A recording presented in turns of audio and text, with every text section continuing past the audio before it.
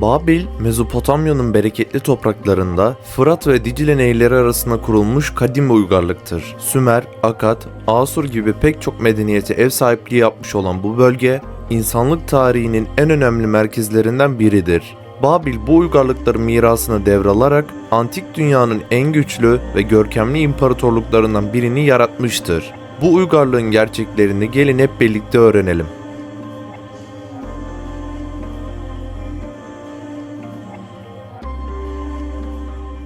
Babil'in kısa tarihi. Babil'in tarihi M.Ö. 1894 yılında Amori hükümdarı Sumu-Abum'un Babil şehrini kurmasıyla başlar. O zamana kadar önemsiz bir kasaba olan Babil, Sumu-Abum'un Artlıları tarafından genişletilir ve geliştirilir. Babil'in altın çağı ise M.Ö. 18. yüzyılda Hammurabi'nin tahta çıkmasıyla gelir. Hammurabi, Mezopotamya'nın büyük bir kısmını fethederek Babil İmparatorluğunu kurar. Hammurabi aynı zamanda dünyanın ilk yazılı kanunlarını çıkaran hükümdardır. Hammurabi kanunları adalet, hukuk ve toplumsal düzen konularında öncü bir rol oynamıştır. Hammurabi'nin ölümünden sonra Babil İmparatorluğu zayıflar ve çeşitli istilalara uğrar. Hititler, Kassitler, Elamlılar, Asurlular gibi pek çok devlet Babil'i ele geçirir veya etkisi altına alır. Babil, M.Ö. 7. yüzyılda Keldani hükümdarı Nabopolassar'ın Asurluları yenmesiyle yeniden bağımsızlığını kazanır. Nabopolassar'ın oğlu Nebukadnezar ise Babil'i eski ihtişamına kavuşturur. Nebukadnezar, Asur ve Filistin'i fetheder. Babil şehrini yeniden inşa eder ve ünlü Babil'in asma bahçelerini yaptırır. Nebukadnezar, Yahudileri de Babil'e sürgün eder ve bu olay tarihte Babil sürgünü olarak bilinir. Nebukadnezar'ın ölümünden sonra Babil İmparatorluğu tekrar gerilemeye başlar. M.Ö. 539 yılında Pers kralı Büyük Kiros Babil'i alır ve Ahameniş İmparatorluğu'na katar. Böylece Babil İmparatorluğu sona erer. Babil daha sonra Seleukos, Part, Roma ve Sasani egemenliği altında kalır. Babil milattan sonra 7. yüzyılda Müslüman Arapların istilası ile yıkılır ve terk edilir. Babil'de yönetim. Yönetim olarak Mezopotamya, kuzey ve güney olmak üzere ikiye ayrılmıştı. Kuzeyde valilerin denetlediği Yaşlılar Kurulu yönetimi gerçekleştiriyor, kuruldan bağımsız Sukkallo isimli memurlar ise valilere vergileri aktarmak ve halktan iş gücü toplamakla görevli oluyorlardı. Toplanan iş gücünü hem krallığın şantiyelerinde ve arazilerinde çalıştırıyor hem de gerekliyse orduda görevlendirebiliyorlardı. Güneyde ise daha farklı bir idare gerçekleşiyordu. Yönetimde Bakan Sinidinan vardı. Güney, krallığın yalnızca kişisel geliri için ayrılmıştı ve tüm kaynaklar bu amaca hizmet ediyordu. Bakanın emrinde yönetim vekilleri, onların altında ise sıradan memurlar bulunuyordu. Bu sistem aslında Hammurabi'ye özgün bir yapı değildi. Daha önce 3. hanedan da bu sistemi kullanmıştı. Hammurabi ise kuzey ve güney olarak bir ayrıma giderek farklılaşmada bulunmuştu. Babil kralı Hammurabi kimdir? Babil hanedanlığının 6. kralı olan Hammurabi 42 yıl hüküm sürmüştür. İyi bir savaşçı olarak bilinen Hammurabi aynı zamanda iç ve dış politikada da iyiydi. Amori kökenlidir ve babası Sin-Muballit öldükten sonra tahta geçmiştir. Tahta oturduktan sonra Eşdunla, Elam, Mari ve Larsa şehirlerini fethetmiştir. Mezopotamya topraklarının neredeyse hepsini Babil egemenliğine almayı başarmıştır. Antik Babil kralı Hammurabi, hakimiyeti altındaki tüm topraklarda etkili olan, kendi adıyla anılan yazılı bir kanunname yaratmıştır. M.Ö. 1792 dolaylarında Babil tahtına oturan Amorit kral Hammurabi yalnızca hırslı bir savaşçı değil, aynı zamanda Sümer, Akkad ve hakimiyeti altına aldığı diğer toprakların geleneklerini yücelten zeki bir hükümdardı. Düşmanlarına karşı acımasız olabiliyor, kendisine karşı koyan şehirleri yerle bir edebiliyordu. Ancak tüm tebaası için geçerli bir kanunlar oluşturarak imparatorluğu boyunca birlik ve istikrar sağlamayı da ihmal etmiyordu. Hammurabi kanunları. Babil kralı Hammurabi'nin çeşitli olaylarda verdiği kararlar, Babil'in koruyucu tanrısı Marduk adına yapılan Esagila tapınağına dikilen bir taş üzerine Akkadça dilinde yazılmıştır. Hammurabi, kendisine bu kanunları yazdıranın güneş tanrısı olan Şamaş'ın olduğunu söylemiştir. Bu yüzden bu kanunlar tanrı sözü sayılıyordu. Bir arkeolog olan Jim Vincent Sheila'nın 1901'de Susa, Elam'da bulduğu ve Fransa'ya taşıdığı Hammurabi kanunlarının yazılı olduğu stel, şu anda Fransa'daki Louvre Müzesi'nde sergilenmektedir. Yaklaşık 2 metrelik silindirik bir taşın üstüne çivi yazısı ile yazılmış olan kanunlar tam 282 maddedir. Ancak bu maddelerin 33'ü şu anda okunamayacak haldedir. Ayrıca 13 sayısı uğursuz sayıldığı için de 13. madde yazılmamıştır. Babil kralı Hammurabi şöyle der: Marduk yani Babil'in tanrısı halkı yönetmem ve ülkeye yardım getirmem için beni gönderdiğinde ülkenin dilinde yasa ve adaleti tesis ettim ve halkın refahını artırdım. O zaman karar verdim. 1. Eğer bir hırsız duvarı delerek eve girmiş ise o deliğin önünde ölümle cezalandırılır ve gömülür. 2. Bir kişinin evi yanarken başka bir kişi o evin malına göz dikerse aynı şekilde yakılarak öldürülür. 3. Eğer bir adam kendisine çocuk veren kadından ayrılmak isterse ona çeyizini geri verir ve tarlası, bahçesi ve malının bir kısmını da kullanması için verir. 4.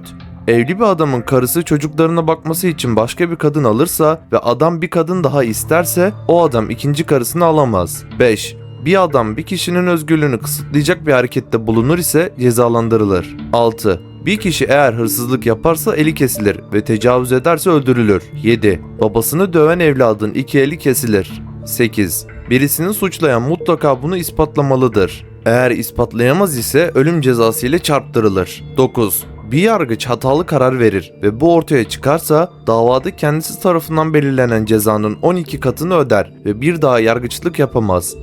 10. Bir kimse tanık ya da yazılı anlaşma yokken başka birinden canlı, cansız herhangi bir şey kiralar ya da satın alırsa hırsız addolunur ve ölümle cezalandırılır. 11. Bir ev soyulur ve soyguncu yakalanmaz ve soyulan kişi zararını yemin ederek söylerse soygunun gerçekleştiği mekanın sahibi olan kişi ya da topluluk çalınan malları tazmin eder. 12.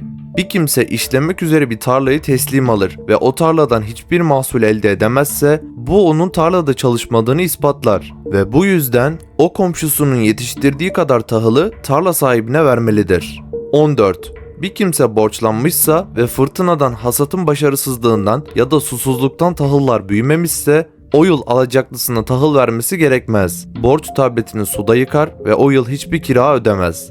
15. Bir kadın meyhaneci içilen içkinin bedeli olarak bürüt ağırlığına göre mısır kabul etmez ve para alırsa içki için aldığı para mısırın değerinden daha az ise tutuklanır ve suya atılır. 16. Herhangi bir kişi borcunu ödeyemezse ve kendisini, karısını ya da çocuklarını para için satar veya çalıştırılmalarına izin verirse onları satın alan adamın evinde 3 yıl çalışırlar ve sonra özgür bırakılırlar.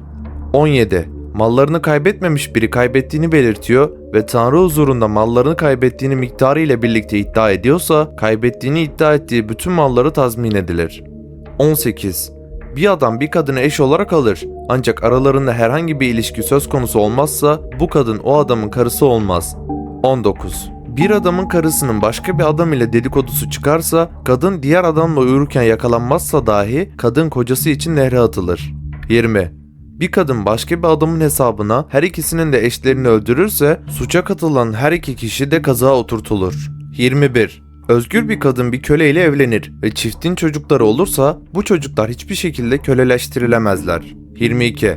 Bir zanaatkar bir çocuğu besleyip büyütmek için yanına alırsa ve ona mesleğini öğretirse o çocuk geri alınamaz. 23. Bir metresin ya da fahişenin oğlu babasının evini özler de babalığını ve analığını terk edip babasının evine giderse gözleri çıkarılır. 24. Bir adam doğuştan özgür ve hamile bir kadına saldırırsa ve kadın ölürse katilin kızı öldürülür. 25. Bir doktor hastada derin bir yarık açarsa ve hastayı öldürürse ya da bıçak ile bir tümörü açar, gözü keserse doktorun eli kesilir. 26. Bir berber efendisinin bilgisi olmaksızın satılmayan bir kölenin üzerindeki kölelik işaretini silerse bu berberin elleri kesilir. 27. Bir inşaatçı herhangi bir kişi için bir bina inşa eder. Bu bina uygunsuz olarak yapılıp çöker ve ev sahibi ölürse inşaatı yapan da öldürülür. 28. Bir köle efendisine "sen benim efendim değilsin" derse ve köle mahkemede suçlu bulunursa efendisi onun kulağını keser. 29. Bir kimse savaşta esir alınırsa ve evinde geçimini sağlayacak şeyler olduğu halde karısını, evini ve bahçesini terk edip başka bir eve giderse bahçesine bakmadığı ve başka bir eve gittiği için yasal olarak suçlu bulunur ve nehre atılır. 30. Bir adam bir kadınla evlenir ve kadın adama oğullar doğurursa ve daha sonra bu kadın ölürse kadının babasının çeyiz üzerinde hiçbir hakkı yoktur. Çeyizler oğlanlara aittir. Bu şekilde Hammurabi kanunları daha birçok farklı madde üzerinden öne çıkıyor. Hammurabi kanunları niçin yazılmıştır? Hammurabi kanunlarının amacı tarımsal üretimde sürekliliği sağlamak ve toplumun refahını korumaktır. Bazı tarihçiler bu kanunların Avrupa'daki Orta Çağ'ın erken dönemlerinde olduğundan çok daha gelişmiş bir toplum yapısını resmettiğini iddia etmektedir. Bu kanunların yaklaşık 100 tanesi mülkiyet ve ticaret ile ilgili ve borç, faiz ve teminat gibi unsurları da içerir. Babil Kulesi. Babil Kulesi, gökyüzünün ve yeryüzünün 7 yol göstericisinin evi, Tanrı'ya daha yakın olmak isteyen biz insanların efsanelere konuk olmuş kibri. 7 sayısına takıntılı derecede bağlanmış bu uygarlık, 7 gezegen, 7 büyük tanrı, yeraltının 7 büyük kapısı, 7 vahşi rüzgar, haftanın 7 gününe karşılık gelen bir tapınak. İçerisinde birçok zikkurat barındıran Babil kentinde şüphesiz ki en efsanevi olanı Babil Kulesi'ydi. M.Ö. 7. yüzyılda Kral Nebukadnezar tarafından çok sevdiği karısı için yapıldığına inanılan Babil'in ünlü asma bahçeleri içerisinde bulunan Babil Kulesi'nin neden yapıldığı, nasıl yıkıldığı gibi önemli sorular hakkında hala kesin cevaplar bulunamamakla birlikte cevapların en yaygını Tevrat'ta bulunan yaratılış kısmından gelir. O döneme şöyle bir bakacak olursak, Sümerler, Asurlular ve Akatların inandıkları 1000'e yakın tanrı vardı. Fakat günlük hayatta bunların sadece 8'i kadarına ibadet edilirdi. Bu tanrıların en büyüğü, Babil yaratılış destanı olan Enuma Elişte'de ilan edildiği üzere Tanrı Marduk'tu. Bu destanda Tanrı Marduk, Büyük Efendi, dünyanın ve cennetin efendisi olarak bahsedilirdi. O, gücünü kötüleri cezalandırmada kullanır, her zaman fakir insanlara yardım eder ve gücünün bunda saklı olduğuna inanılırdı. Bunların yanında Tanrı Marduk, Babil'in koruyucu tanrısıydı. Babiller yükseklere tapar, yer ile göğü bağlayan yüksek bir kutsal ağacın varlığına inanırlardı. İşte 5000 yıl önce bu kutsal ağacı temsilen İbranice adı Migdal Bavel olan Babil Kulesi'ni Tanrı'ya daha yakın olmak için inşa ettiler. Babil Kulesi efsanesine göre Nuh'un oğulları büyük tufandan sonra Sümer'e yerleşmiş, burada göklere kadar uzanan bir kule yapmak istemişlerdir. Fakat Tanrı kendisine ulaşmaya çalışan insanların kendini beğenmişliğine, kibirli olmalarına kızar ve o zamana kadar tek dil konuşan insanların dillerini karıştırarak birbirlerini anlamalarını engeller. Günümüze baktığımızda aynı dili konuştuğumuz insanlarla bile yeri gelip anlaşamamamız Tanrı'nın bize bir diğer cezası mı diye düşünmeden edemiyor insan. Konumuza geri dönüp Babil Kulesi'nin diğer özelliklerini inceleyecek olursak, kulenin 90 metre yüksekliğinde ve 90 metre genişliğinde aşağıdan yukarıya doğru daralan şekilde ve 7 kat olarak inşa edildiğini söyleyebiliriz. Babil Kulesi'ndeki bu 7 katın da ayrı ayrı temsil ettiği bazı semboller vardı. Birinci kat taşı, İkinci kat ateşi, üçüncü kat bitkileri, dördüncü kat hayvanları, beşinci kat insanları, altıncı kat gökyüzünü, 7. kat melekleri sembolize ediyordu. Tanrı'nın heybetli görüntüsüne normal insanlar yani sıradan ölümlüler dayanamazdı. Bu yüzden halktan kişiler yalnızca 1. kata çıkarken daha yüksek katlara ve 7. kata ise rahipler çıkardı. En üst kata Tanrı'nın yanına çıkabilen biri daha vardı. Bunun için şehrin en güzel kızı seçilirdi. Tanrı gelince ona hizmet edecek, gönlünü hoş tutacaktı. Bu onun kutsal göreviydi. Bu kutsal yapının Tanrı'nın evinin nasıl yıkıldığı ise hala bir muamma. Bazı dini tarihçiler Tanrı'nın şiddetli bir rüzgarla yıktığını söylerken bazıları ise zamanla savaşlardan yorulduğu için kaybolup gittiğini söylüyor. Fakat bilinen tek gerçek ise günümüze ulaşamamış, zamanın derinliklerinde yok olup gitmiş olması. Acaba bu da Tanrı'nın bir cezası olabilir miydi?